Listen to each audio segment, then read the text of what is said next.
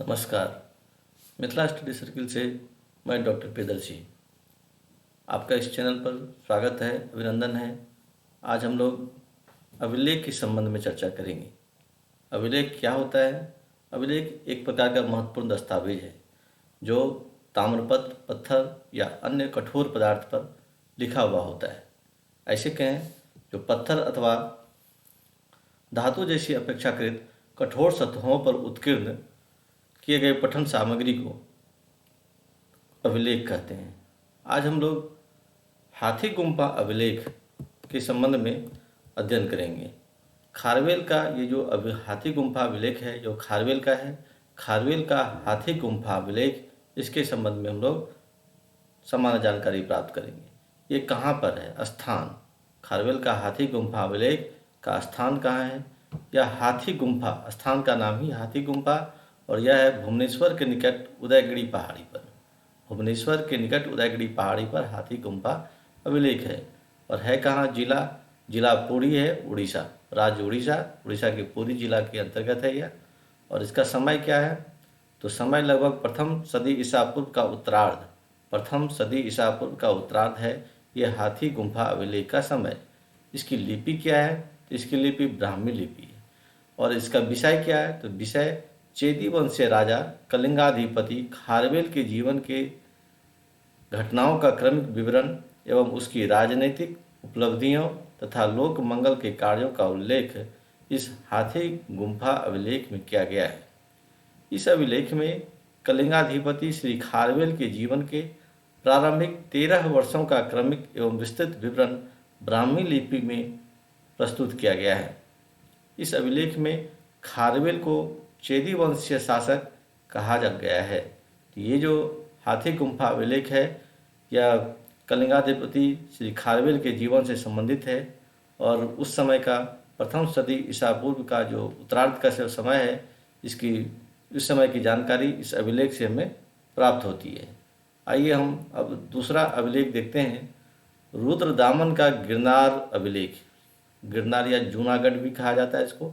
रुद्रदामन का गिरनार या जूनागढ़ अभिलेख, ये इसका स्थान कहाँ है? तो जूनागढ़, जूनागढ़ गुजरात राज्य में है।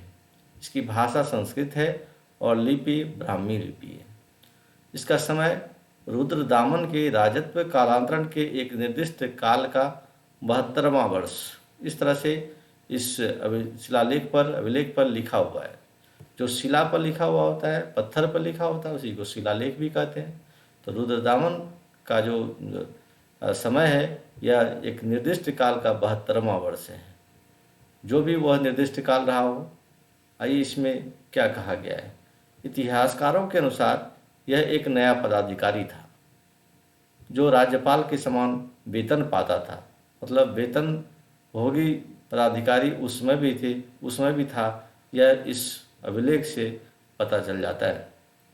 रुद्रदामन के प्रांतीय शासक सुविशाख द्वारा सुदर्शन बांध का पुनर्निर्माण, बांध का पूर्व इतिहास, एक रुद्रदामन की राजनीतिक उपलब्धियों का विवरण इस शिलालेख पर अंकित है।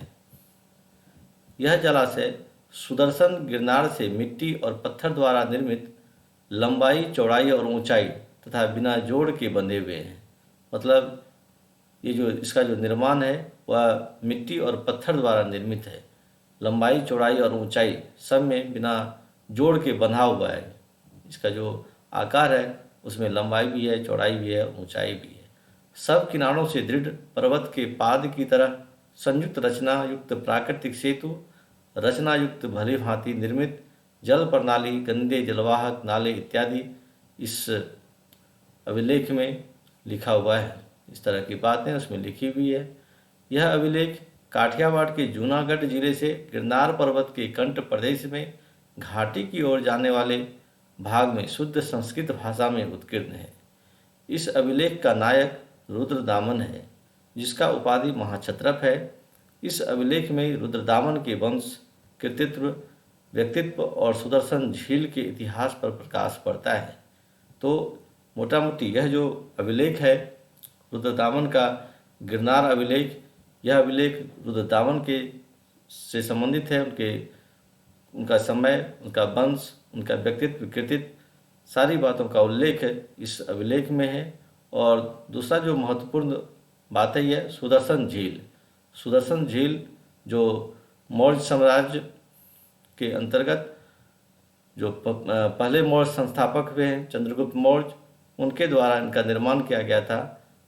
और ये सुदर्शन झील से संबंधित यह रुद्रदामन का गिरनार शिलालेख भी है।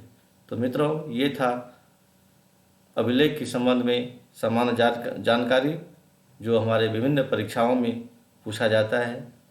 तो इसकी जानकारी हम सबों को रखनी चाहिए।